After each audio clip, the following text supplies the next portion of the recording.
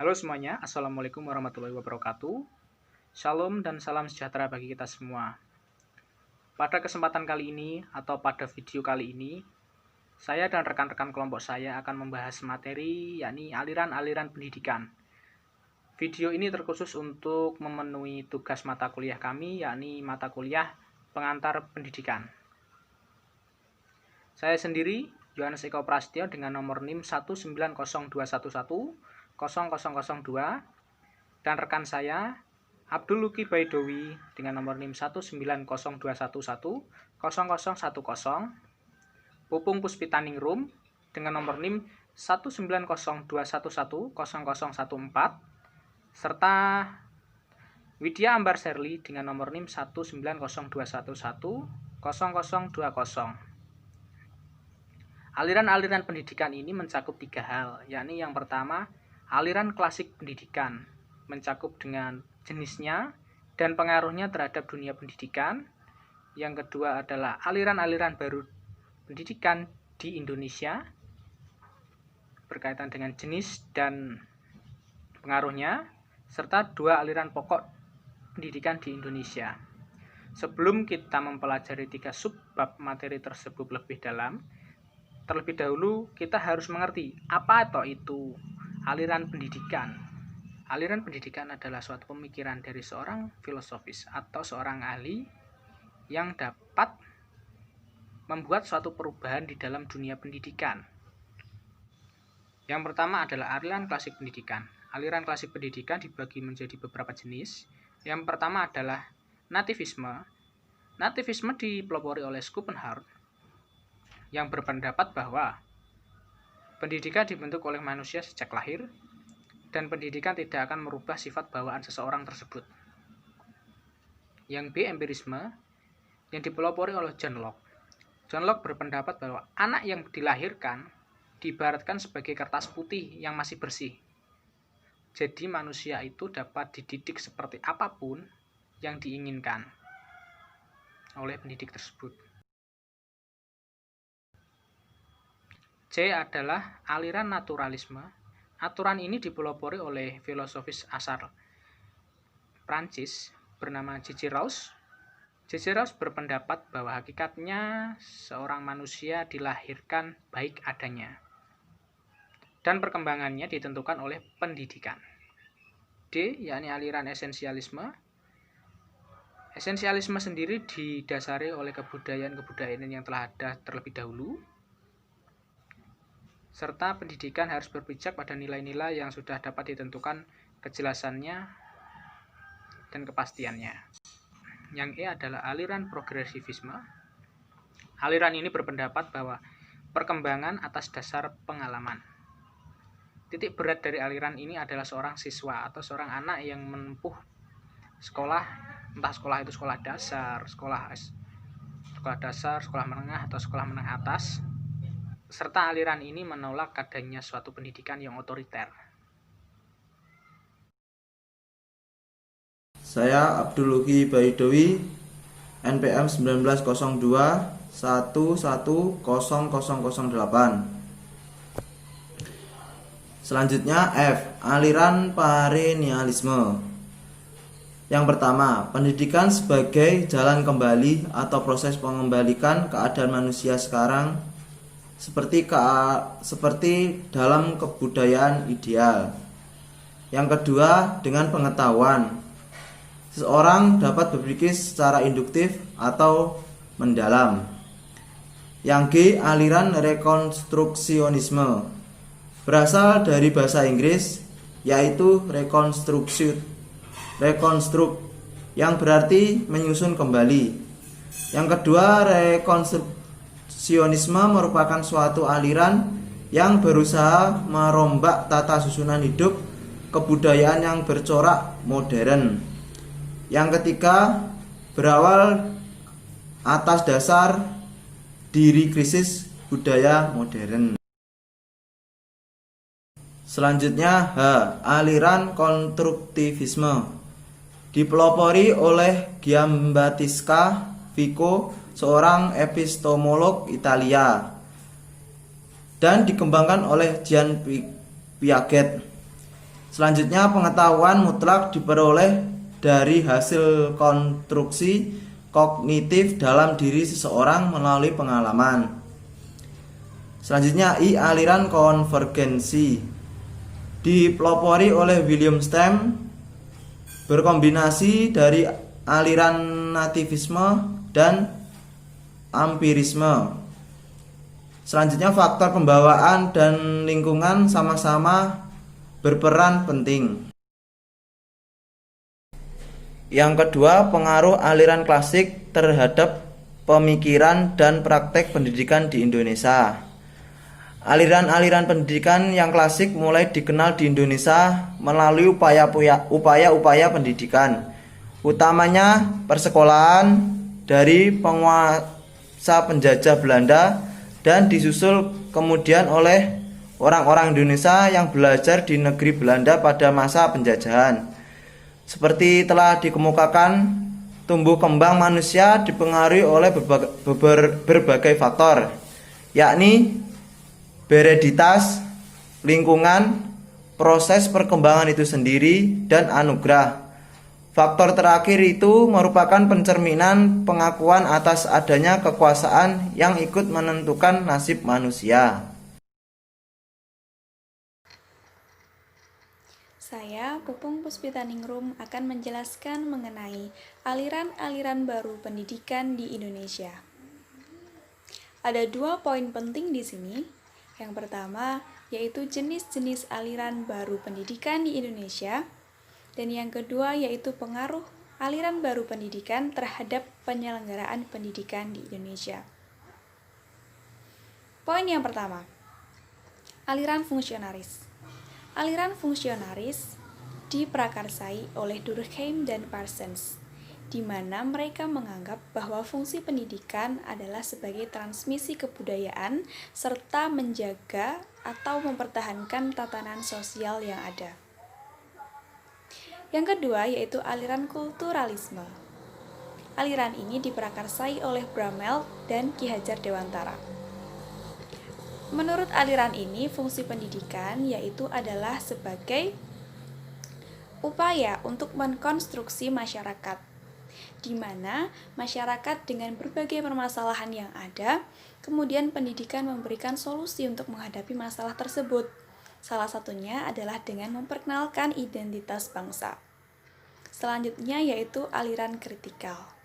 Freire menggarisbawahi bahwa dalam pendidikan terdapat 3 unsur fundamental, yaitu yang pertama pengajar, kemudian peserta didik, dan juga realitas dunia.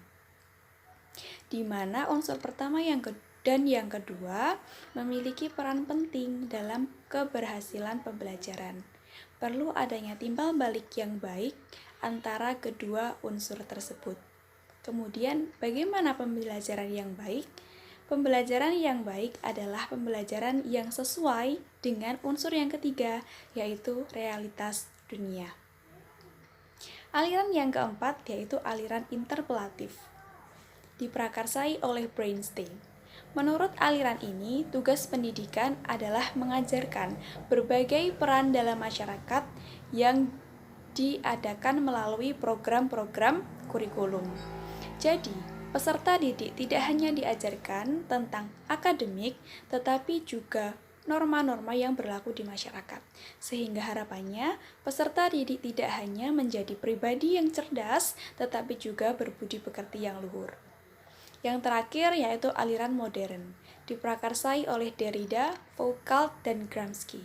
Bagi mereka, fungsi pendidikan adalah untuk mentoleransi transmisi ilmu, pengetahuan, dan juga teknologi. Hal itu dilakukan sebab masyarakat masa depan perlu menghargai kebinekaan dan keberagaman tentang perbedaan yang ada. Selanjutnya yaitu pengaruh aliran-aliran baru pendidikan terhadap penyelenggaraan pendidikan di Indonesia. Sebelumnya, perlu diketahui bahwa aliran-aliran baru atau gerakan baru tersebut tidak diadopsi secara utuh oleh suatu masyarakat maupun negara tertentu. Hanya asas pokoknya yang dijadikan dasar untuk membuat kebijakan-kebijakan pendidikan dalam suatu masyarakat atau negara tertentu. Berikut ini pengaruh aliran-aliran baru pendidikan terhadap penyelenggaraan pendidikan di Indonesia. Yang pertama yaitu pengajaran alam sekitar. Pengajaran ini menitik beratkan untuk mendekatkan anak dengan alam sekitarnya. Dirintis oleh F.R.A. Vintcher di Jerman dengan Heimat Kunde dan J. Lyotard di Belanda dengan Het Volleybal. Yang kedua yaitu pengajaran pusat perhatian. Pengajaran pusat perhatian dirintis oleh Ovid Minat di Crowley dari Belgia dengan pengajaran yang melalui pusat-pusat minat. Di samping pendapatnya tentang pengajaran global, di Crowley juga menyumbangkan dua pendapat yang sangat berguna bagi pendidikan, yaitu pengajaran dalam metode global dan center interest. Yang ketiga yaitu sekolah kerja.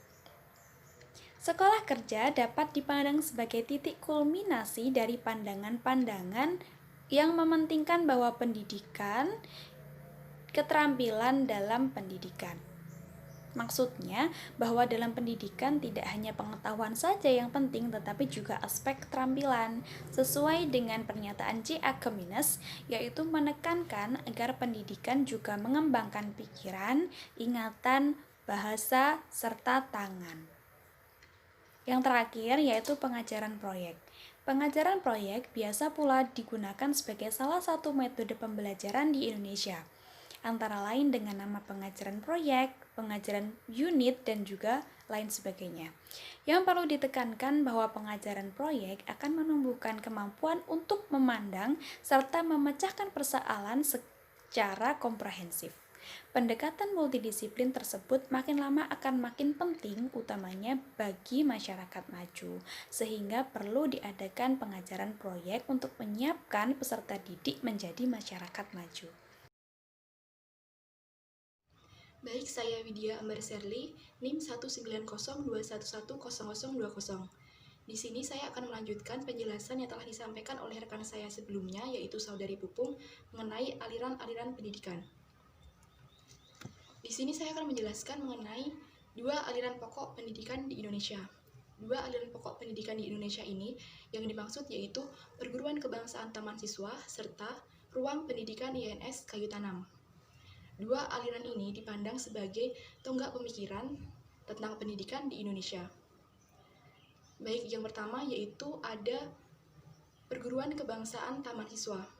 Perguruan Kebangsaan Taman Siswa didirikan oleh Ki Hajar Dewantara pada tanggal 3 Juli 1932 di Yogyakarta, yaitu dalam bentuk yayasan. Taman Siswa memiliki asas-asas yang terdiri dari 6 poin penting, yaitu yang pertama, bahwa setiap orang mempunyai hak untuk mengatur dirinya sendiri dengan terbitnya persatuan dalam peri kehidupan umum.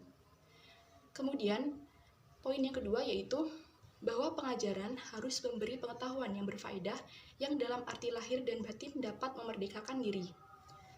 Kemudian, asas yang ketiga yaitu bahwa pengajaran harus berdasar pada kebudayaan dan kebangsaan sendiri. Kemudian, yang keempat yaitu bahwa pengajaran harus tersebar luas dan dapat menjangkau kepada seluruh masyarakat. Kemudian, yang kelima, bahwa sebagai konsekuensi hidup dengan kekuatan sendiri, maka harus mutlak mampu dalam membelanjai dirinya sendiri dengan segala usaha yang dapat dilakukan. Kemudian untuk asas yang terakhir yaitu bahwa dalam mendidik anak-anak perlu adanya keikhlasan lahir dan batin untuk mengorbankan segala kepentingan pribadi demi keselamatan dan kebahagiaan anak-anak.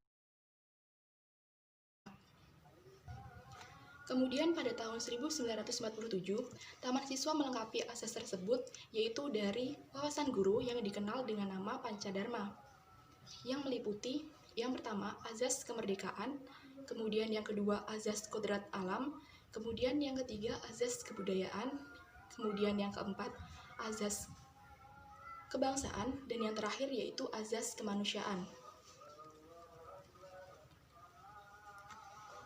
Sedangkan untuk tujuan dari Taman Siswa yaitu yang pertama, sebagai badan perjuangan kebudayaan dan pembangunan masyarakat tertib dan damai. Kemudian yang kedua, membangun anak didik menjadi manusia yang merdeka lahir dan batin, luhur akal budinya, serta sehat jasmaninya untuk menjadi anggota masyarakat yang berguna dan memiliki tanggung jawab atas keserasian bangsa, tanah air, serta manusia pada umumnya. Selanjutnya yaitu terdapat upaya-upaya yang dilakukan oleh Taman Siswa. Beberapa usaha yang dilakukan oleh Taman Siswa adalah menyiapkan peserta didik yang cerdas dan memiliki kecakapan hidup. Kemudian dalam ruang lingkup eksternal, Taman Siswa membentuk pusat-pusat dari kegiatan kemasyarakatan. Kemudian selanjutnya untuk hasil yang dicapai oleh Taman Siswa yaitu Taman Siswa telah berhasil menemukan gagasan tentang pendidikan nasional, lembaga-lembaga pendidikan dari Taman Indria sampai Sarjana Wiyata. Taman Siswa pun juga telah berhasil melahirkan alumni-alumni besar di seluruh Indonesia. Kemudian selanjutnya yang kedua yaitu mengenai Ruang Pendidik INS Kayu Tanam. Ruang Pendidik INS atau Indonesia Netherlands School didirikan oleh Muhammad Syafi'i pada tanggal 31 Oktober 1926 di Kayu Tanam, Sumatera Barat. Azas dari INS Kayu Tanam ini pada awal didirikannya yaitu terdapat 5 poin penting, yaitu yang pertama, berpikir logis dan rasional, keaktifan atau kegiatan pendidikan masyarakat, memperhatikan pembawaan anak, serta menentang intelektualisme. Kemudian, dasar-dasar tersebut disempurnakan dan mencakup berbagai hal, seperti syarat-syarat pendidikan yang efektif, tujuan yang ingin dicapai, dan lain sebagainya. Kemudian, sedangkan tujuan dari ruang pendidik INS Kayu Tanam ini yaitu yang pertama, mendidik rakyat ke arah kemerdekaan. Kemudian yang kedua, memberi pendidikan yang sesuai dengan kebutuhan masyarakat. Kemudian yang ketiga, yaitu mendidik para pemuda agar berguna bagi masyarakat. Kemudian yang keempat, menanamkan kepercayaan terhadap diri sendiri dan berani bertanggung jawab. Kemudian tujuan yang kelima yaitu mengusahakan mandiri dalam pembiayaan. Kemudian selanjutnya, untuk upaya-upaya dari ruang pendidik INS Kayu Tanam ini, yaitu antara lain menyelenggarakan berbagai jenjang pendidikan, menyiapkan tenaga guru atau pendidik, penerbitan majalah anak-anak sendi, serta mencetak buku-buku pelajaran.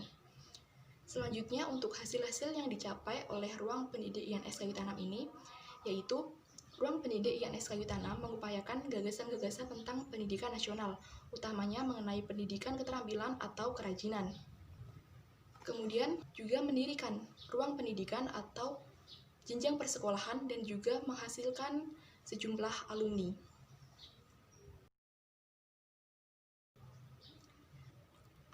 Baik, sekian presentasi yang dapat kelompok kami sampaikan. Apabila ada kurang dan lebihnya, kami mohon maaf. Sekian dan wassalamualaikum warahmatullahi wabarakatuh.